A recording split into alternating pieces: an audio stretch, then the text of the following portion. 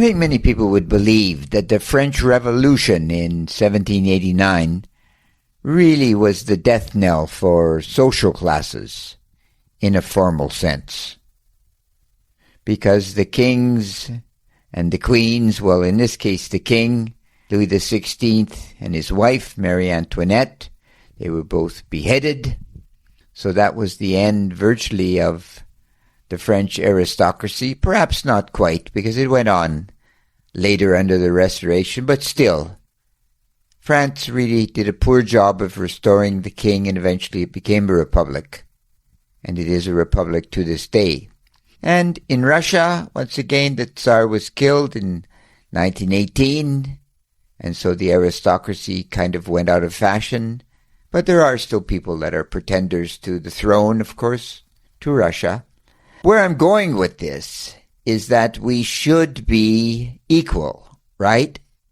Because the formal systems that I was born to be a peasant or I was born to be a lord are, for the most part, in our modern world, finished. They're finished.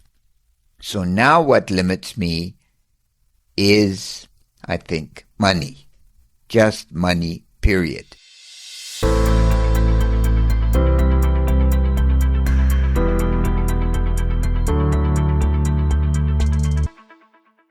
So, my story.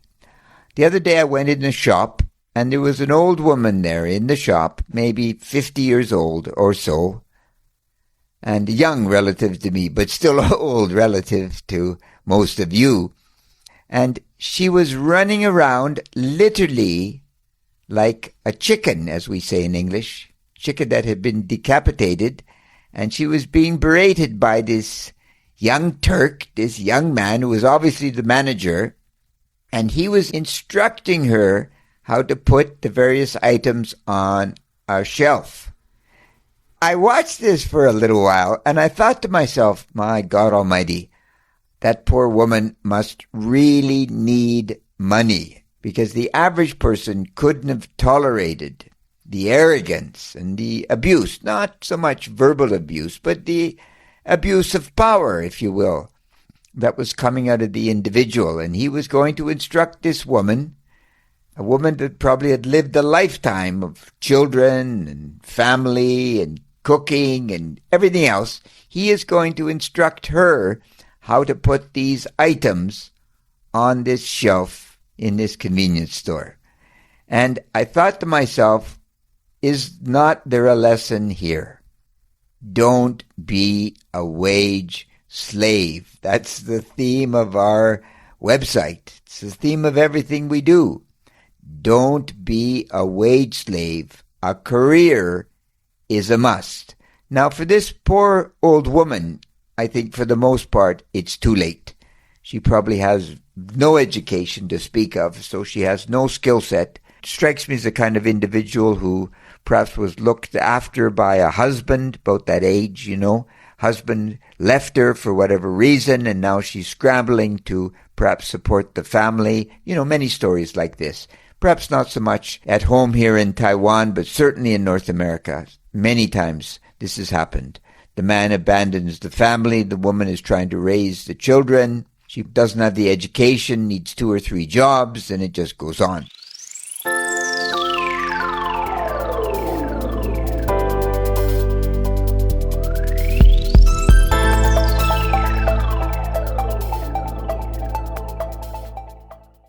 Terrible. Don't be a wage slave.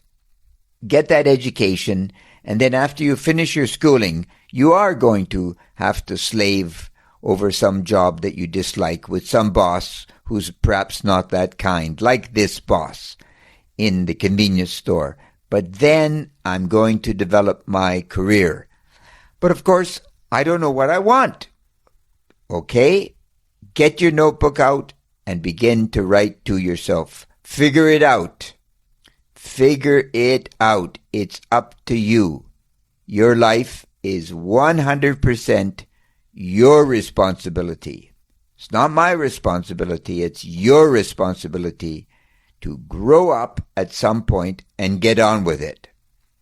Nobody's going to babysit you eventually, right? And if you believe they will, Look at the people that are living on the streets, drug addicts, alcoholics. It just goes on. It really does.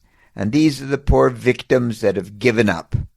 Well, bad luck on them, I guess. Because if you give up, in reality, nobody cares. If you put yourself or set yourself out of the societal game, that's where you sit, out of the game. And you do not, for the most part, get back in the game. And tragically, that doesn't make you free. If you were free and you got out of the game, I laud you. I really do. I salute you. The other day I was watching a program on Mount Athos in Greece. It's a religious mountain filled with around 20 monasteries. And these men, only men, have gone here to commune with God as they see Him. So they have escaped from society. It's a totally isolated island. They look after themselves totally, self-serving, self-feeding, everything else, self-clothing, etc. Because they've gone there for a very specific reason. But most of us are not like this. We are faced with the difficulties of life.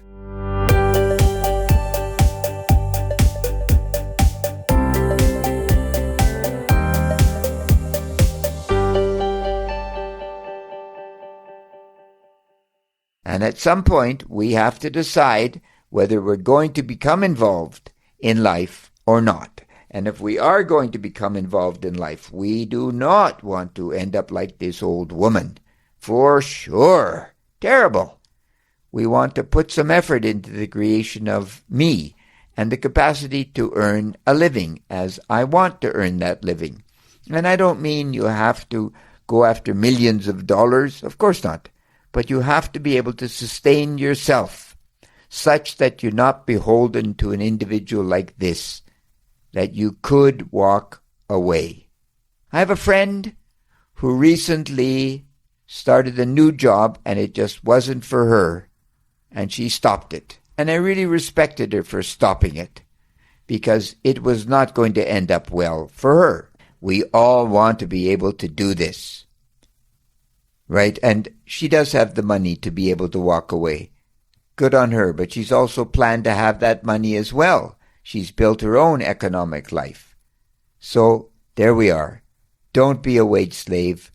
A career is a must. And you don't have to be a peasant or a serf or an underdog or a victim for that matter.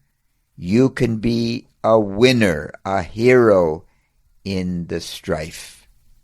And there are no heroes and there are no cowards. There's only action. So get on with it. Get on with it. Why not? And you know what they say.